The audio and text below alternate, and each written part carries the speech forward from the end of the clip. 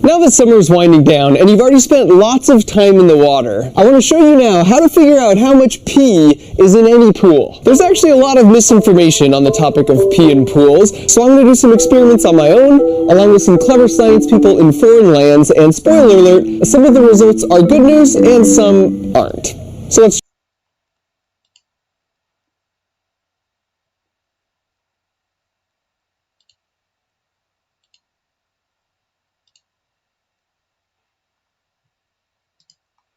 jump right in.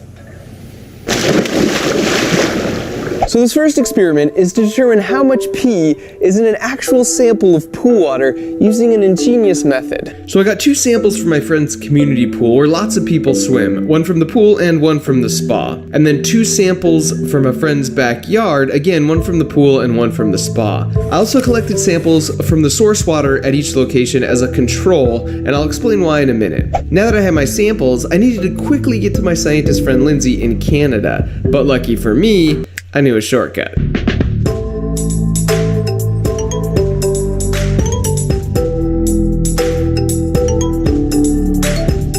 We are now in the lab of the University of Alberta, and this is Lindsay Blackstock, and she is basically a genius. So you are going to help me determine how much pee is in these samples, because we know people pee in the pool.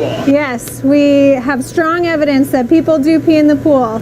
So we're going to try to find a way that we can measure that pee without actually measuring pee. I'm going to apply my new strategy based on the amount of artificial sweetener that's in the pool.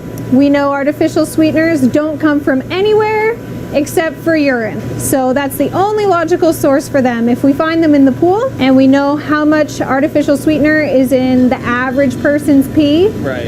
and then using that, we can estimate how much pee is in the pool. Got it. So we're going to take this sample, we're going to bring it over to our sample prep bench. Okay. We're going to filter it, transfer it into some special vials, into this instrument, which is a liquid chromatography system. Of course.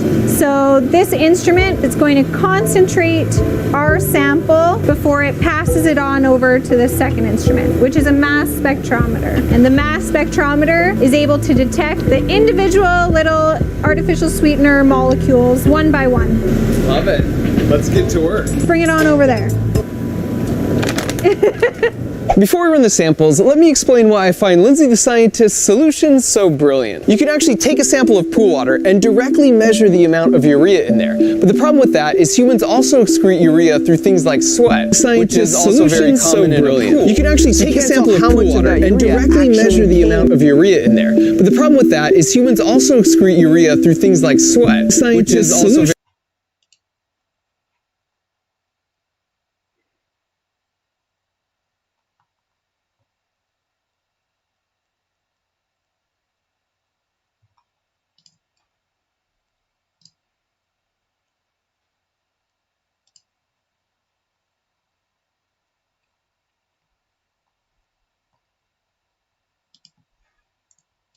very common in a pool. You can actually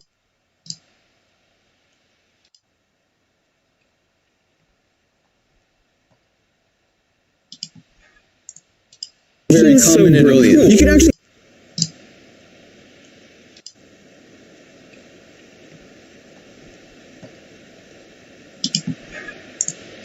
very common and brilliant. You can actually